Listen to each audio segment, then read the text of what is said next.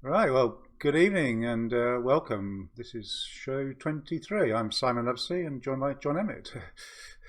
Yeah, great to be here again, and I feel we're getting towards the light at the end of the tunnel now, which is fantastic. Yeah, and it seems sensible to fit in a quick extra show, didn't it? Some good things happening this week. Interestingly, we started off with the three stages, nearly a year ago, isn't it? It seems to be down to four stages, which we go on to, but I think our three stages is still holding robust, isn't it? Yeah, and it's interesting. Three is a number that human beings are quite good at remembering, and I think we've had our third and hopefully final lockdown, which will make people feel very relieved. And I do support a slow and steady approach because I think nobody wants to backtrack or regress now. We can just keep on progressing in the right direction. Yes, I think all sort of encouraging sort of news. So, which is probably summed up by the latest stats, isn't it? I think. Yeah, I think it's really good to look at graphical means of data representation. We're very lucky in the UK. We have an Office of National Statistics. So, we do have very accurate data compared to some countries. And, a picture says a thousand words. I've got a few friends actually who are artists. And I think that makes it very clear that we've done the big hump in the daily new cases. Obviously, there's a lag, sadly, with the deaths and with the people who currently have infections, but we can see the daily new cases is well down, although you can see it's starting to level out a bit. I didn't actually put it on this graph, but that the first wave was actually much higher. We just didn't have as much testing then as we do now. So the wave a year ago, really, wasn't it? Yes. Yeah, it looks very flat, but that's misleading. And I think what everybody's interested in is the future. And we can look at this in terms of Japan on the following show because that the Olympics is the big thing for this year. But in terms of our grassroots and just getting the boats wet again, you can see the current projection is really positive. And even if you put on a worst case scenario, which I have done here, uh, which is associated with the schools going back, you can see that things are looking a lot better. And from May onwards, there's definitely light at the end of the tunnel. Yes, all looking good. And I think the big question on the restart sailing group, we know it lights up every time the PM stands up and announces something. Is when are we going to go sailing? I guess is the big question, isn't it? I mean, I like what they've done. They've done the sort of the fixed date, so we know that it won't be any earlier than that, and for all the various stages, and I think that just makes it so much easier for people to plan. And I would like to think it's also an incentive that we all behave as well as we possibly can, which I think sailors have, so that we can just meet all those targets. And I do understand the priority to get people back to schools. And we hope, as a nation, we have a huge debt to our teachers because I think people understand that education is one of the fundamentals of society running normally. Yeah. So basically, the PM announced the road plan with four steps. So we've gone beyond our three stages, but sounds like a nice going to go. But the question about going sailing, we've always actually been able to go sailing, haven't we? But to a limited extent. Yeah, I mean, I think one of the things with sailing is it ticks a lot of the boxes in terms of being socially distanced and being an outdoor sport and being something that you can actually practice on your own. So I think the RWA have done a very good job of that. And actually, I hope going forward, you're going to have the situation where more family members sail together and carry on doing so out of lockdown. Yeah. And I think that's been the encouraging thing of late. There's been a recognition of the importance of sport, outdoor activity, and so forth. And that's why I think where we see 8th of March, focus on schools, limited recreation, but getting to the end of the month, it's sort of outdoor activity, isn't it? I think. Yeah, and without getting too precise, that should also fit in quite well with when the sun starts to shine in the UK after around the time that the clocks change. You're actually getting enough vitamin D from sunlight to be a health benefit. So yeah, that sounds perfect to me. I mean, Yes. I wouldn't sit here and say I didn't wish everything started a bit earlier, but when you look at the big picture, this is a very sensible way of doing it. Yeah. I think the important thing is in March, outdoor activity can start to happen, isn't it? I think And we the can critical. start planning. We can start planning for it happening now that we've got a advanced date. And I don't think it's possible to overestimate the level of the scientists we have in the UK. I mean, just have a little bit of research on the background for Chris Whitty and all the work he did with Ebola. I mean, we have some of the best people in the world looking at this, and you do need that 5 week lag. Because it can take 4 weeks to get an accurate picture of what a large change makes. So Yes. I think that date, although it seems a long way, you'll wake up one day and it will be the 30th of March, and there we are. Yes, as you say, they'll be looking at each stage and looking how the data changes to see if that makes any sort of impact. But the important thing is, 29th of March, which actually is a Monday, so which actually probably means not too much sailing will happen during March, will it? Because we've sort of gone beyond into weekdays. But at least It probably means another Boris speech, which she's 5 minutes late for as well. But there we go. Yeah. One of the things, obviously, to recognise is it's still sort of minimal travel, no overnight staying, and so forth. So for things like open meetings, possible, but more 1 day event and just local people coming. Local sort of people, yeah. And interestingly, we've always seen that impact on the Paint and Posh event, which we've been involved in, and they've had to postpone that. More to do with not being able. It's not the fact they can't do it, but it's more things like the travel restrictions and accommodation and. These, it's actually, as they say, it's the devil in the detail, isn't it? It's all the other sort of criteria that can sometimes have an impact on it. So, but it's also important to remember we will get there. And accommodation things will hopefully open up later in the summer.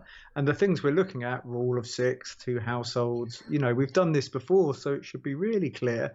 And for things like gyms, hence your next slide, they have a clear roadmap for when to get prepared for. Yes, it is now following a consistent pattern, which I think, although certain sectors may prefer to be earlier, at least we do understand it, isn't it? So, step 2, no earlier than 12th of April. That's sort of the key words, isn't it?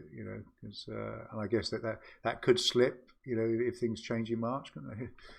Yeah, I think it's really sensible just to have that terminology no earlier than, and it just allows planning. And I think if people do see the numbers creeping up, then they know to expect dates to move back. But I'm feeling quite hopeful. I say if you look at the projections we've had, things seem to be going in the right direction. And in terms of the vaccination program, I think that's a later slide. The UK is doing very, very well. Yeah, we are. So they talked about, I think, a two-week notice for schools. Is that the principle you think that we're working on? Yeah, I think probably there was a lot of argument for how schools should have been opened up. And I think actually to open up everything and keep it simple makes a lot of sense to me. I do wish the United Kingdom was possibly more united in its approach. But again, that is what it is. Well, yes, because we should point out that this is the rules for England, isn't it? Yeah, I've got to apologise. I'm always keen to get the posts up, to get the information out there, and probably more than once I've said UK when I should have said England. So yes. Yeah, and it does make it confusing, doesn't it? It's a pity, as you say, we couldn't broadly follow the same principles. I mean, I think the principles are that sort of very similar, aren't they? But the actual detail will be different for each nation. So, yeah, step 2, things are starting to open more. I think self-contained accommodation in terms of looking at sort of travelling away, and then it's really the 17th of May becomes sort of quite a key date in terms of a lot of restrictions are easing. People can now stay in hotels and B&Bs. So again, looking at the open meetings and championships, that will start to have an impact. I always felt May is the start of normality. So it's the beginning of the end, I think, of the restrictions in May. And, I think come September, hopefully things will feel much, much more normal. I think safety and good prudent things should still go on. I'd actually like to see mask wearing in very confined or crowded places. I mean, you get that in Tokyo to just protect yourself from the pollution and these sort of things. But yeah, everything's headed in the right direction. And when everybody's out and about in summer, we do tend to be much more distanced. It's when everybody crowds together indoors, which seems to have been the issues. So I think it makes a lot of sense this time scale. Yes, and I think, as you say, it's still keeping some of those social distances, even if everyone's been vaccinated by the summer. There are still other factors going on, and yeah, because the vaccines are very, very effective, but they're not 100% effective. Well, that's right, and I guess they wouldn't have done all the doses to everyone by then, would they? Would still not at all. No. I'm still going to be in the queuing, mate.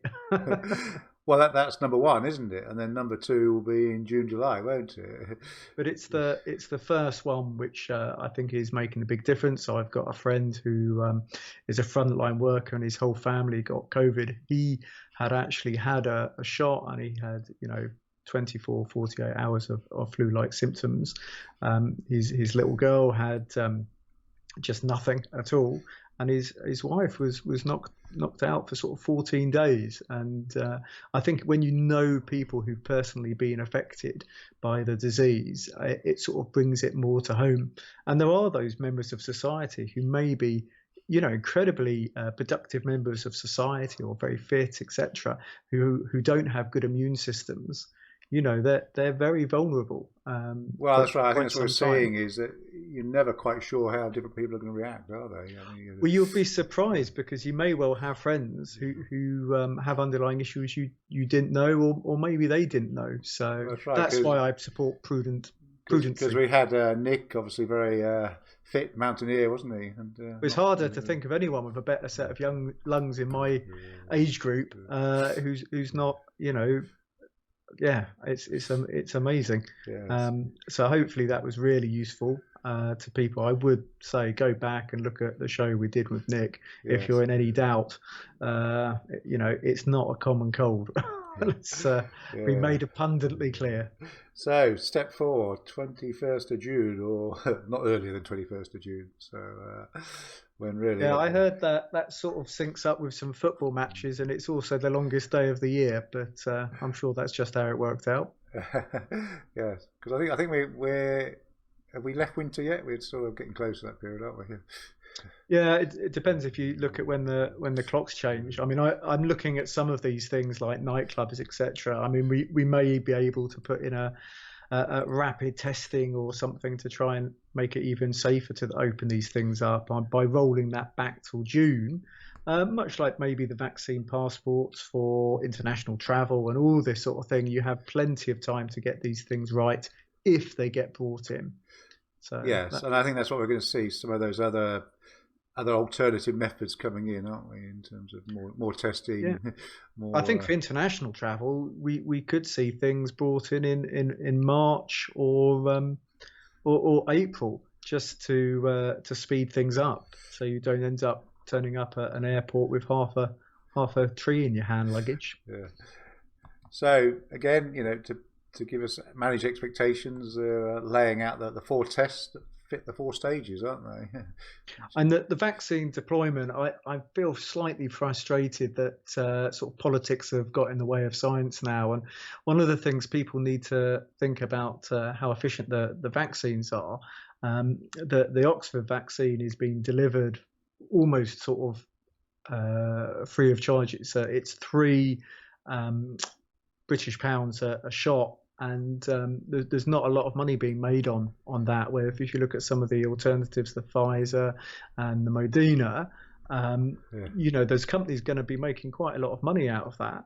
And of course, they're quite keen to present their vaccine as better or more effective or whatever. And if you look at the AstraZeneca, actually, some of the initial data have showed that's possibly the best at avoiding hospitalizations. And I think that's the key thing. It's not about avoiding disease. It's about avoiding serious disease, life-threatening disease that puts you in hospital. And that's the key thing. And it's been, limited data so far, but really incredibly positive. Yeah. And the fantastic thing is the UK is just getting these out Really. Yeah. If you're offered it, take it. I don't know how else to say it. So. No sort of reason not. So we wait our turn. But I think it's good that we are getting the parameters of how things will be measured and the dates. I think that's probably a first, isn't it, in the last year to have. Well, you don't want to sound too cliche, but they've had lots of practice now. So yeah, and we've had lots of practice. Like if anyone still doesn't realise when you put a mask on, it's meant to cover your nose and your mouth. It's a bit worrying because small children get potty trained in less time than we've had to learn to put on a mask.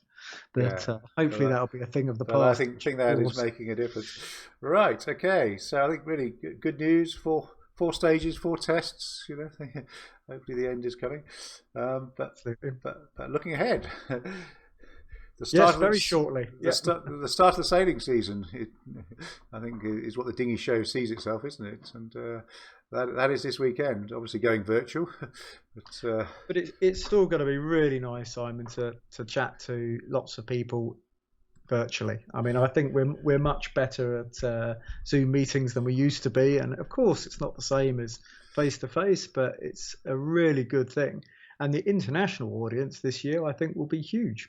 Well, yes. I mean, we normally, as we talked to Hannah last week, we normally get, I think, probably about 10% of people flying in and coming to London. But that could be 50%, couldn't it, I guess? And it's a unique show. No one else does a dinghy show. And no other country, I think, has the breadth of classes that we do here. So I think we'll be getting a lot of people coming in at different hours of the day. But it'll be interesting to see. So, that will start this weekend. Obviously, we've got our Restart Sailing stand, looking very pretty and virtual. And it's just a click through. It should be very obvious what people need to do when they That's land right. there. So with all the stands, there's different sort of you click on the different banners to get through there. You can look at videos and so forth, and then there's an online chat function, so you can come along and talk to different stands, and I think that will work well. And I guess being virtual, it gives people more time, doesn't it?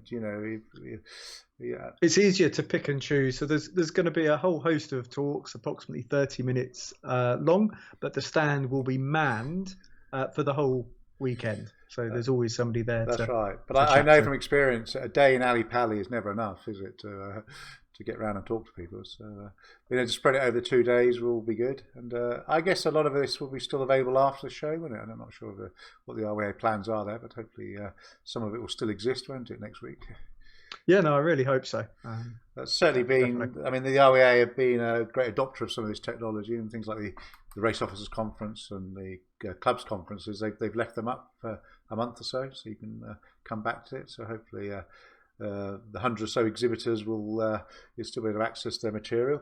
So we've got a number of talks, as you know, John, that we're involved with, and obviously talks another stand, but you can click through on the Facebook and get through to some of ours. So we're looking at how technology is playing a part for things like automation, club admin, very, very key part of running a club.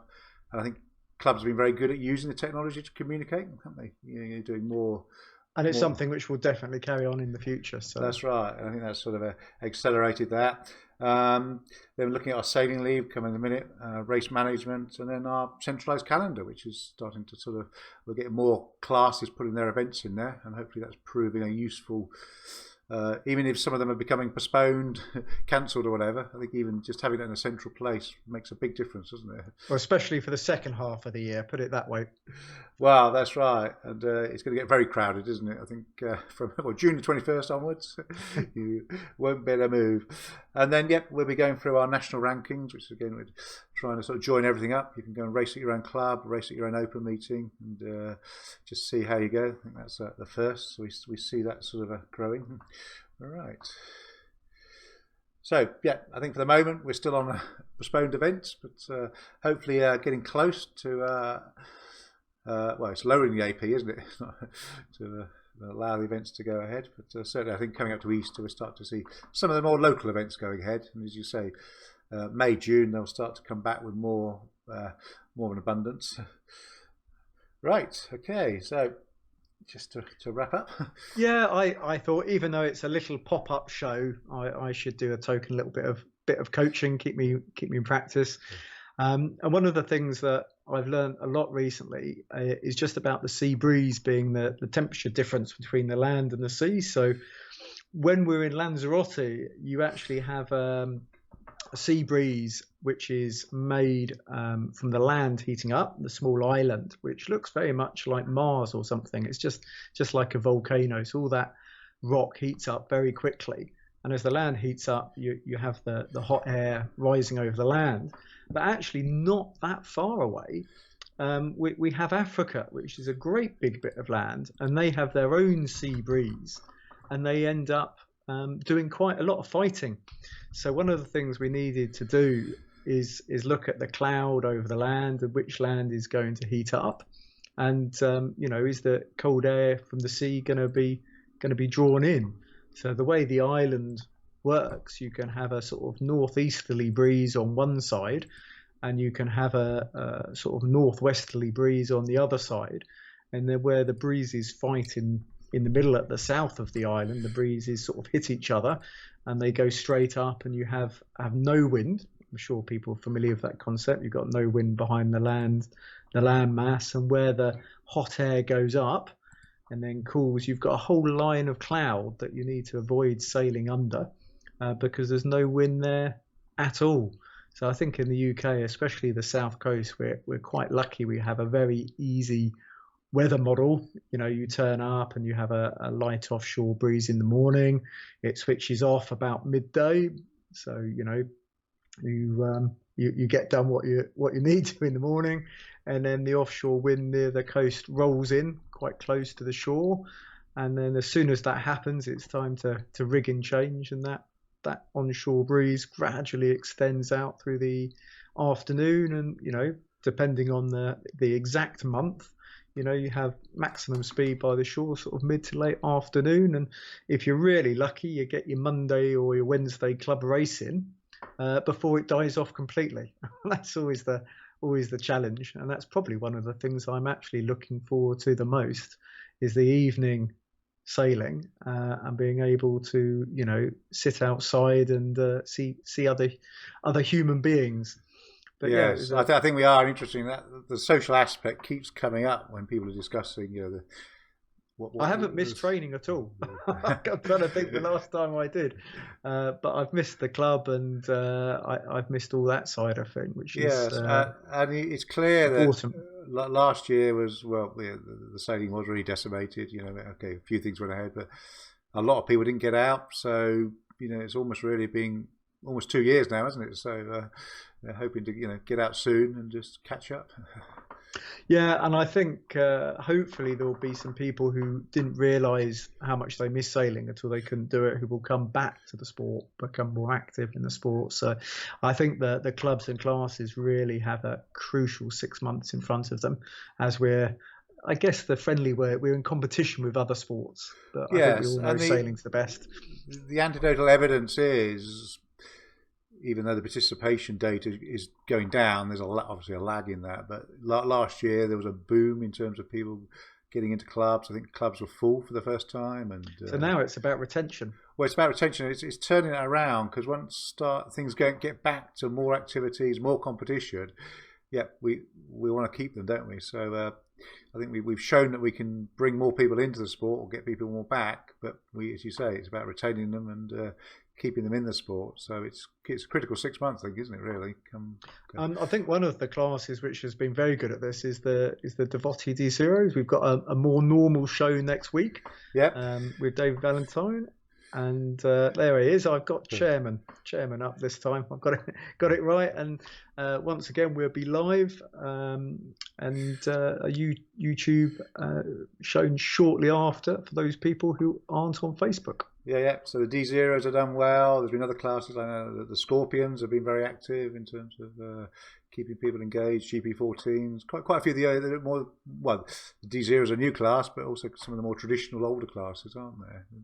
Exactly. And if anybody is keen to come promote their class, talk about the sailing reset, just get in contact. We'd love to have you on the show. Yeah, definitely an opportunity to talk about what your class is doing and why we should all sail it. So we'll be back this time next week, I guess, won't we? Brilliant. Thank you very much. Thanks very much.